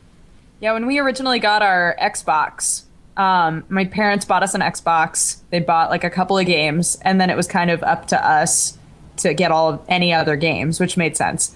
And I would go to GameStop and I'd look through all of their used games. And every now and then I would get one, and sometimes they were just awful. They were just like not good games. But it's true. I would play them a lot because I was like, well, I mean, I bought it, right? Like I spent money on this. I'm gonna play it. But you know, every now and then I'd get one, and it was just a real stinker. But I'd still play it. Yeah. It's true. You would indeed still play it. I think Jesse has to leave now. God bless you guys. I love you so much. I have to go. I have to go film stuff. But I just wanted you to remember that I love you, and that you are all beautiful people, and that I'm hosting the call, so I'm gonna have to leave it on in order for you to continue. So I'll just mute my microphone because you don't want to know what sounds are going to be going on in the background. Oh, I think we do. Oh. It'll be just like weird animal noises, like like that. I don't know what animal that was. All right, goodbye, guys. Bye. Love you, man. Bye. I feel like it's somebody like leaving school early, like we had to go home. Aw, lucky. Lucky. I want to go home from school early. That was the worst in grade school or middle school. Like you saw that one kid that was like, you know, Brian, the principal's office. Your mom's here to pick you up, and you're like, "Oh, you asshole! You get to go home early." I know. Yeah. Oh my God. There was one time when my teacher was convinced that I was sick. She didn't talk to me at all, but she was convinced that I was sick, and so she called my dad during recess, and my dad just came to pick me up, and I was like, what? Okay. And he picked me up, and he was like, yeah, she said you were really sick. And I was like, huh? I mean, let's go home. Cool. Yeah, I am suddenly very ill, Dad. Yeah, I want to go home. Bad. We should go home. Oh man, this headache I've had for the past. Yeah, God, 30s. I've been just pooping all day. Let's go home. Like, it's great. Hashtag pooping all day. Pooping all day. Pooping all day for days. Oh my God. Oh, that sounds terrible. I know. That sounds like the flu. That sounds like any card from Cards Against Humanity. Pooping all day for days. Yes. That should be a Cards Against Humanity card. Oh my God. All right. So let's see. Is this going to continue on at its high level, or Without Jesse? without Jesse? Let's go through the rest of the news. Have we done all the news? We did. Here we go. There's a article about the holodeck, which is. Oh, that's right. Yeah, that's really. They're making a holodeck for military peoples. Yeah. So it's like a literal like virtual reality type thing, where if you're in the military, you can do this holodeck where you have your gun and you're in this giant like room. Let's see. If the video on YouTube is called VIPE holodeck, and it looks really cool, to be honest. Like, there's like stuff exploding around you, and like you're looking, and like when you shoot your gun, it's like it shoots like the enemies on the screen. Like, it looks like in a few years I would pay money to play games on this crazy system that I don't even know what they're doing. Oh, but it's using a Microsoft Kinect. Oh no. No. Oh no. Aww. No. And are they using DSLRs too as their like their monitor cameras too? That's so weird. Perfect. Oh, I was so excited. I'm sorry. No, that wasn't the Kinect that I saw. Oh, good. I mean, we've been seeing this sort of a thing in futuristic movies for a while now, right? Where they're like, we're gonna put you into this hologram situation to test your abilities. They do that on the X-Men show. Yeah. Oh, and they did it in the X-Men movie. Oh, I just realized. They did it? Oh, yeah, they did. And obviously on Star Trek. Yeah. But they did that in the X-Men movie and on the TV show. Anyways. I think it's hilarious that Microsoft does Microsoft pay people to use the Kinect? Because like at Disneyland, like if you go into the Innoventions, Tomorrowland, where they're just like, look at our futuristic stuff. We have all these cool computers, and then you go to like check out the Iron Man exhibit because you're like, oh yeah, I love Iron Man, and then like you go there and it's just a bunch of Kinects hooked up, and you're like, but I want to be Iron Man. There's Iron Man super But I want to be Iron Man. I don't want to be Kinect Iron Man. I want to be Iron Man. Yeah. Kinect Iron Man is like a broken, half-assed Iron Man. Is like rusting away. I mean, it's so fascinating how. I mean, is the point of this to be a virtual training ground? Is that the idea behind it? Well, it says for us to be able to execute realistic training, good training, we have to be able to bring that operational environment into the virtual world. We want to get away from having multiple environments, virtual gaming and instruction, and go to one synthetic environment to get a lower overhead and integrate the full operations process. And they say the great thing about virtual reality and gaming tech is it's moving so rapidly, it really has endless possibilities. why do you keep putting TB where Jesse's name is? Jesse's gone. I know. So TV takes over. But TB's gone too. Yeah. Yeah, but it's funnier. Okay. Just look at him. Look at him. He's on his metal life raft. At least we know if the ship sinks, he'll be safe. True. So that's a good thing. Truth. Let's do game releases. Sure. Okay. All right. Game releases. .tumblr.com. Yeah. That exists, right? I think- Game releases.tumblr.com. It must. You got some. Oh yeah, here we go. 9 months ago, King Arthur II is a role-playing war game, or in other words, a unique blend of RPGs and strategy games. Thanks, GameReleases.tumblr.com. Yeah, thanks, game releases. They covered Nancy Drew, Curse of Blackmore Manor. Oh wow. Oh damn! I heard that is was a really good. It's a must-have. I know. I've actually never played the Nancy Drew games, and I feel like I should. Yeah, you I should. feel like they're probably up my alley. I think your channel's at the point where that would be a great fit for it. Right? My channel's going in this awkward direction where it's like, I'm either playing butt-touching games or mystery games, and that's the only acceptable stuff. Butt touching I'm like, mystery all right. games. Oh, yes, Who I need touched it. the butt? Who touched the butt? It's like the newest version of Clue. That should be the description of my content. Who touched the butt? Oh, Kanye's coming back. He's like, I touched the butt. My girlfriend's butt. Kim Kardashian. She a hobbit. Shit, is she hobbit? She a hobbit? Oh shit, is she a hobbit? Baby, you hobbit? One of them hobbits? Baby, you a hobbit. We got some games coming out. Tomb Raider Definitive Edition. We got... That's the Xbox One PS4 remake? Or Yep. port? Yep, that it is. So you can buy that if you want.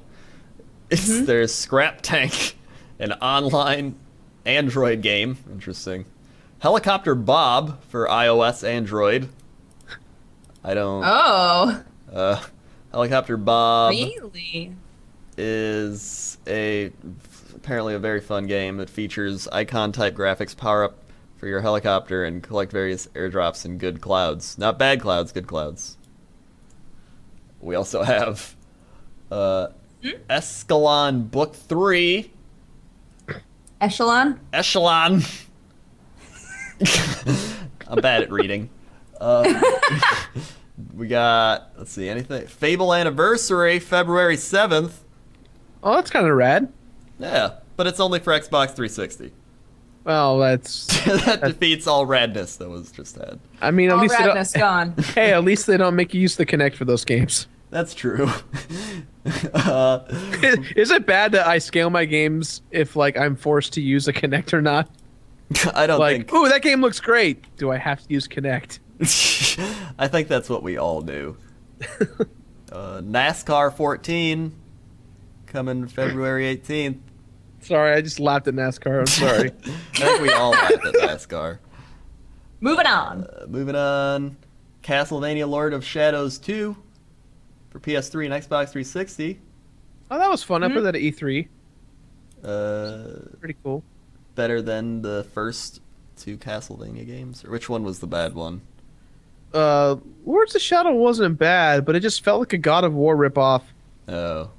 And this one, they try and spice it up a little bit in terms of combat, but I don't know. We'll see. We got Titanfall coming out in March. Woo! Yeah, I'm Is it- actually really is it- excited for Titanfall. Is it really that close? Oh, shit. Yeah. Titanfall March and Dark Souls 2. Oh, They no. literally come out like a day apart from each other. Oh, Dark Souls 2. Yep. Guys, if I March is a long die, game. if I die, you know why. It's because of Dark Souls 2. I mean, it's obvious that you will die because it's Dark Souls. Yes. Yeah, that's what the game's about. It is what it's all about. You do stuff, and then you die, and you learn, and you go back, and you do stuff, and you die, and you repeat. Rinse and Perfect. repeat. Perfect. Really, that's game releases. I mean, we got Blood Bowl 2 coming out eventually. One day. One day, and it'll probably be bad. I hope it's not bad, but it probably will be. So No, that's- don't say that. It won't be bad. It'll be awesome. Yeah, Yeah, Yeah. it's gonna be an awesome thing. it's gonna be awesome. I wish Jesse And would have awesome. left his mic on. So we could just, Oh God, ew, that would be great. All right, so I feel like it's a good time to wrap it up. We've been on 2 hours with just GIFs that I've been repeatedly changing throughout I the know. entire show. Thank You for have doing that, by changed the them way. a lot. I have. Thank you. Yep. I feel I- like that added to it. Absolutely. Yeah. I've seen myself get pied in the face. It's like I'm seeing a nightmare happen over and over again. When Neil, you guys understand, when Neil smacked me with that pie, he rubbed the cream like straight into my eyelids, and I couldn't see for the rest of that. Sam and I were like internally I remember crying. both of you guys coming out of that room being like, I can't see. I can't see right now. I was like, oh no. I have like phantom pains when it comes to that. Like whenever I see that GIF, I'm like, oh, it burns. It burns again. It still Yeah. burns. It still hurts. I was inside. really looking for the hot pepper one, but I couldn't find it. Oh god, that one was pretty bad too. I could tell. You seem like the person that doesn't really like hot peppers. I actually love hot peppers, and I thought I was going to handle it a lot better when I took it. And I've actually had habanero before, and I was like ready. I was like, all right, I'm ready for the habanero. Let's do it. And then it was like, all right, you're going to do the Trinidad. And I'm like, wait, what? It's like Oh. there's a chance this could be hotter than a habanero. And I was like, wait, there's a chance it's going to be worse. They're like, oh yeah, you'll be fine. And so like in the review, if you look, like the first like 20 seconds, I'm like solid, and then when I say Christ Almighty, it's like downhill, All downhill from there. all downhill from there. So was it spicier?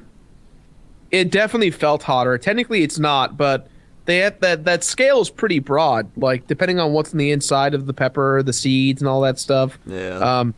But it definitely was hotter than any habanero I've had thus far. Oh damn. It's pretty painful. We got a picture of your pain right here. Let me just put that up.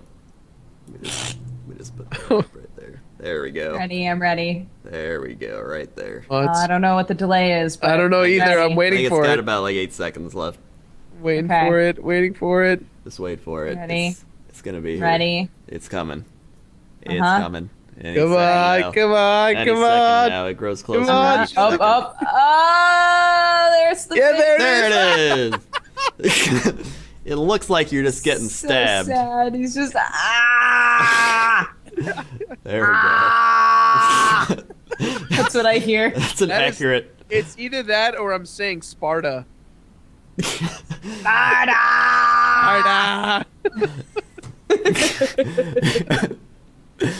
I like how the stream is just gonna see us like being like, here it comes.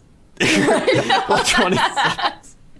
For a good 30 seconds. Oh man, I need to do a hot pepper gaming eventually. You do. I want to do one as well. You're gonna hate it. I'm gonna hate it. Oh no. It's like it's fun. It's the angst of it all. Like the idea of like doing it is like really fun. But then once you're actually in it, you like kind of black out in terms of like what's happening. Like you forget about what you're saying. You start just saying like, whatever you can. I think there's like a good like 10, like the review's only 2 minutes. I did it all in one take, but I told them to roll because for like 4 or 5 minutes left, I was just sitting there crying, drinking the milk, just like in pain the entire time. I feel like I don't know. I want it because I want to do it, but it's like I've eaten habaneros before, and it's like I don't think you can really train yourself to like. I'm guessing you can. Never had a habanero before. Oh well, you're not gonna handle it very well then. I can assure you. Make sure you chew it. Oh, thank you. Make sure you chew it as much as you can, because if you don't, that sounds like a bad. No, it's not, because it's either you chew it and it gets hot in your mouth, or you don't chew it and it dissolves in your stomach. Yeah, and you get stomach pains very badly. Oh, but I don't want my mouth to die, then I can't talk. Trust me, you want your mouth to burn more than your stomach. There was a couple hot pepper gamings I saw where people were acting like they were chewing and they swallow it and they were like, "Oh yeah, I'm good." And then like the next day on Twitter they were like, "Oh my god, I'm gonna die. I'm gonna die." Yeah, Neil, I was talking with Neil because I didn't realize he had done one, and I was like, "Oh, I watched your hot pepper gaming," and he was like, I was messed up for like 2 days after that video. And I was like, oh no. Yeah, it's because you didn't chew it. Yeah, I learned that lesson the first time around. I did a habanero during the indie live stream for Josh, and it definitely hurt really badly. But I made the mistake of like, don't do. You're lucky you have to do it this way, Dodger.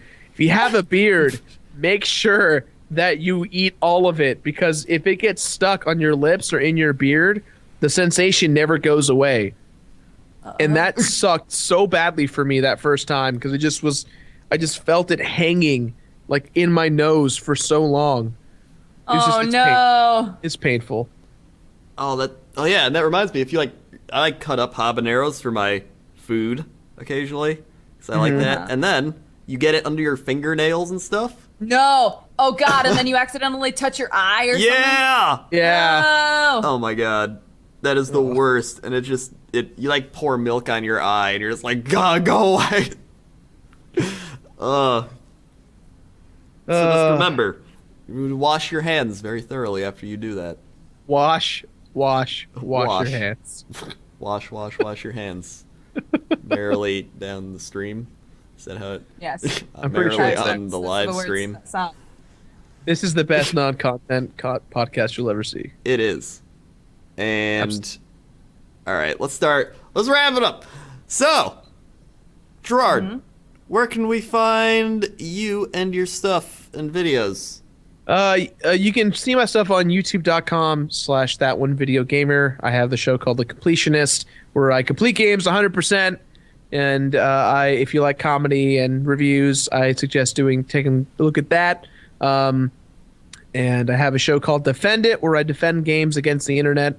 And that's also really popular and fun too. Also, fun announcement, which I'm sure everyone knows by now, but normalboots.com, which is a site that me, Peanut Butter Gamer, and JonTron formed about a year and a half ago, almost 2 years ago. We shut down and we came back recently as of last weekend. So it's the gang's back together. It's like the Avengers of YouTube reviewers in a way. Oh yeah. It's me, Peanut Butter Gamer, JonTron, Continue, and Did You Know Gaming, and then we just added 2 more folks to our lineup. We got Satchback Says, or Satchback's Goods. He's a talented guy who does insane, in-depth reviews that are just really cool. And then Pro Jared, he's also within our team. So, and we're going to be posting our videos exclusively on Normal Boots first a week for a week, and then they'll be uploaded onto YouTube. So if you want to see this week's episode of The Completionist, go to normalboots.com first, and then it'll be uploaded onto YouTube a week later. Oh. So, yeah, that's all you got from me. Your Twitter? Oh, JK completes it, and Facebook is The Completionist. There you go. And now, Dodger. Hello. I do gaming stuff and vloggy stuff. My gaming stuff is on youtube.com/presshardtocontinue, and my vloggy stuff is on youtube.com/dexterity-bonus. And pretty much on every social media thing, I'm Dexbonus, DEXBONUS. And that's about it. That's my life. I have 2 cute cats that show up in my videos sometimes, so if you love cats, you should hang out. And now a British man.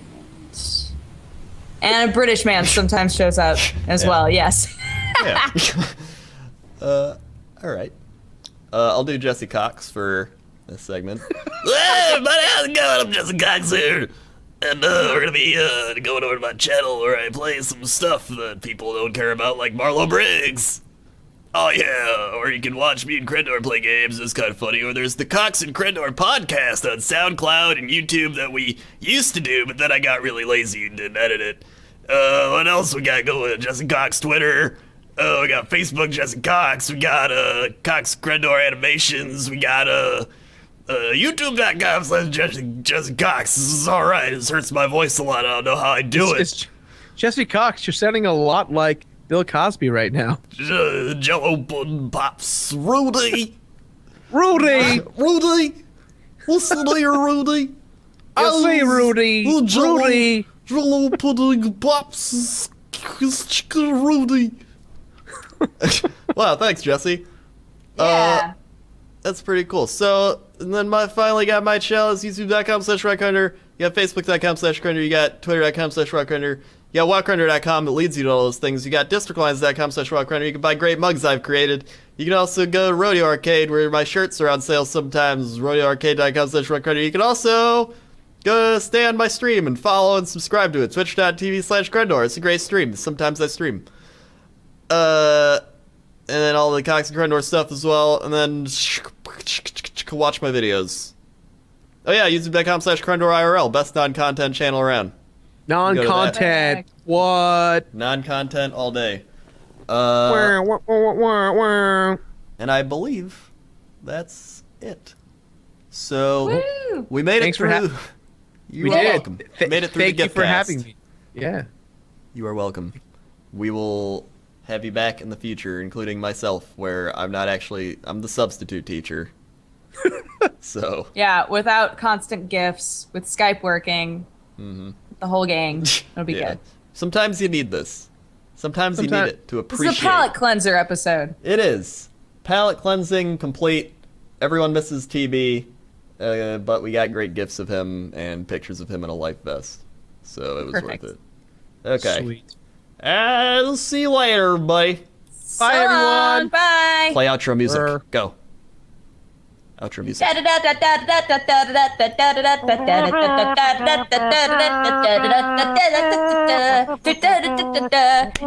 been watching the Co-optional podcast. You've been watching the Co-optional podcast. You've been watching the Co-optional podcast, and now it's over, so go to bed. Yay! Woo!